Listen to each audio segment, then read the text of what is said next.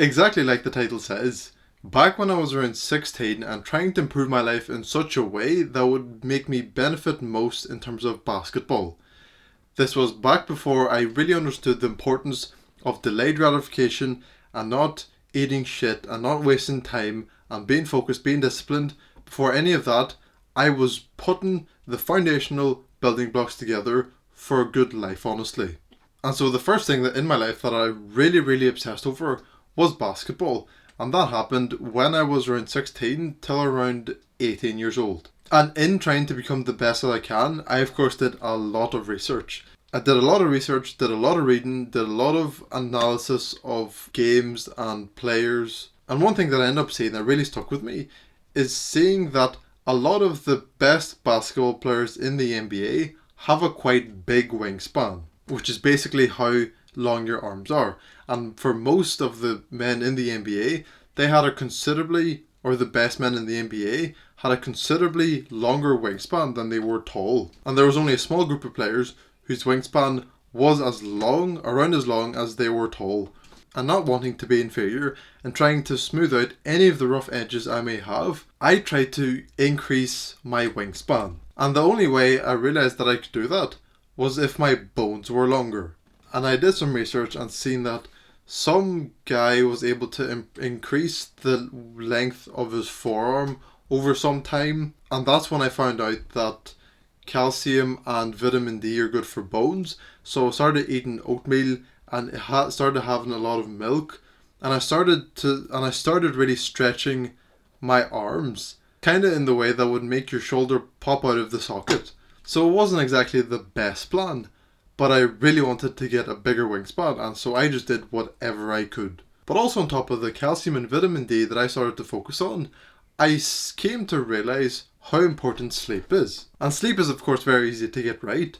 You just sleep for the same amount of time every single night, go to sleep and wake up at the same time. It wasn't difficult, there was nothing stopping me, so I went for it.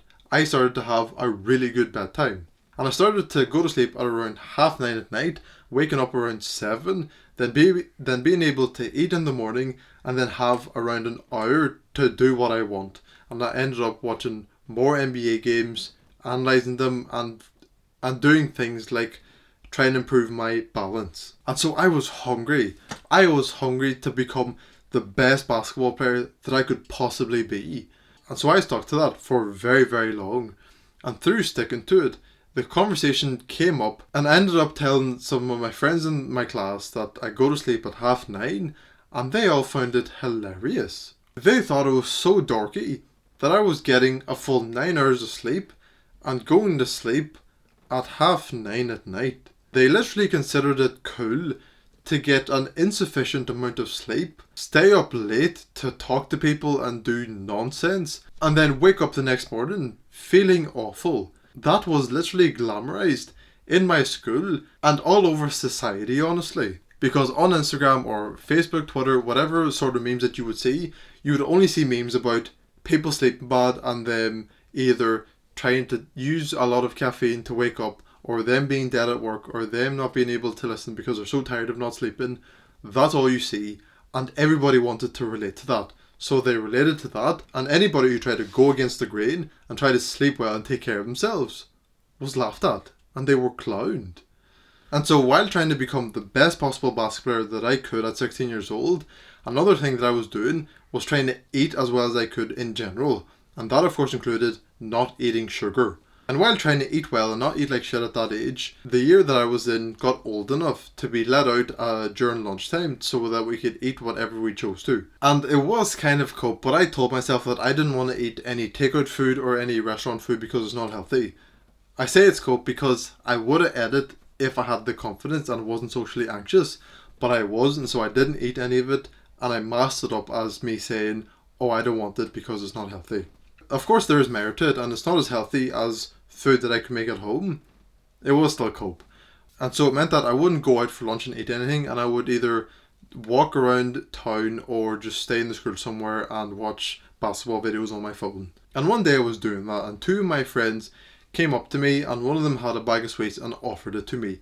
I said, no, I don't want that, it has too much sugar in it. And he didn't find it as hilarious as the people who were mocking my bedtime. And he might have not found it funny at all, actually, now that I think of it, because he never really laughed at it. And all he did was poke fun at me for not wanting to eat sugar, and brought it up a few more times when he had sweets with him. And then so came another time when he had sweets on him, he offered them to me and he said, "Do you want one, or will they have too much sugar in it?" Which meant that I was getting mocked for trying to eat well and not eat sugar. And so the main point that you can take away from this video is to absolutely not take for granted and appreciate any masculine friendships that you currently have or will have. Because imagine the results that I would have got in my life if I had stuck to sleeping well, eating well, putting my time and effort in something that I truly care about, and doing that every single day. I would have achieved so much more than I have today. And the reason why I haven't achieved so much right now is because of the people that I surrounded myself with. They didn't care about what was best for them or anybody in the long term. All they cared about was what they wanted now and just to fit in. And so when I did something that didn't exactly fit into what they did, they laughed at it.